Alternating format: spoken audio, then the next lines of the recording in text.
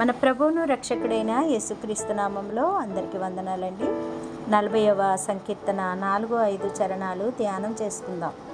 ప్రభువునందు విశ్వాసం ఉంచడం ద్వారా మనం ఎలాంటి ఆశీర్వాదాలు పొందుకుంటాం?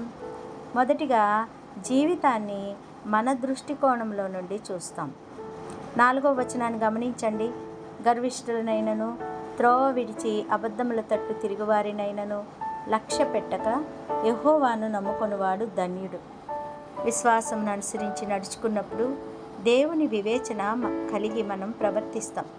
లోకాన్ని మనం స్పష్టంగా చూడగలుగుతాం. అక్కడితో అయిపోలేదు, దేవుని క్రియలను కూడా మనం ఘనంగా ఎంచడం మొదలు పెడతాం. యెహోవా నా దేవా, నీవు మా ఎడల జరిగించిన ఆశ్చర్య క్రియలను, మా ఎడల నీకున్న తలంపులను బహు విస్తారములు అని 5వ చరణంలో రాయబడింది కదా. ఆయన ఎల్లప్పుడూ మన కోసం పనిచేస్తున్నాడు. రోమా 8:28లో చెప్పబడిన మాట సత్యమైనది. దేవుని ప్రేమించే వారికి, అనగా ఆయన సంకల్పం చొప్పున పిలువబడిన వారికి మేలు కలుగుటకై సమస్తమును సమకూడి జరుగుచున్నవి.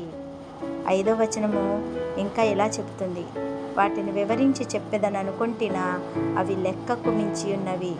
దేవుని క్రియలను చూచి ఆశ్చర్యపడడం మాత్రమే కాక ఆయన వాక్యమునందు ఆనందించడం, ఆయన తలంపులను ఆలోచించడం మొదలు పెడతాం.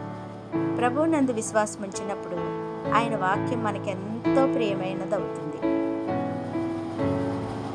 ఆయన దృక్కోణంలో చూస్తూ, ఆయన క్రియలను స్తుతిస్తూ, ఆయన వాక్యమునందు ఆనందిస్తూ, ఆయన యందు మన విశ్వాసం కలిగి ఉందామా?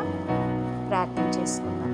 మహాపరిశుద్ధులను, మిక్కిలి ప్రేమ కలిగిన మా పరలోకపు రాజా, మీకు వందనాలు, స్తోత్రాలు తెలియజేస్తున్నాం ప్రభా. మా యొక్క పరిస్థితులను మేము నమ్ముకోకుండా మీ యందు విశ్వాసం ఉంచి మా భారములన్నీ మీపై మోపి ప్రభా, మేము మీరు చేసిన క్రియలను స్తుతిస్తూ, మీ వాక్యమునందు ఆనందిస్తూ, మీ ఎడల విశ్వాసం కలిగి జీవించలాగున కృప చూపించమని, నూతన దృక్పథం మాకు అనుగ్రహించమని యేసు పరిశుద్ధ నామమున ప్రార్థించి వేడుకుంటున్నాము తండ్రి. Amen. Thank you. God bless you.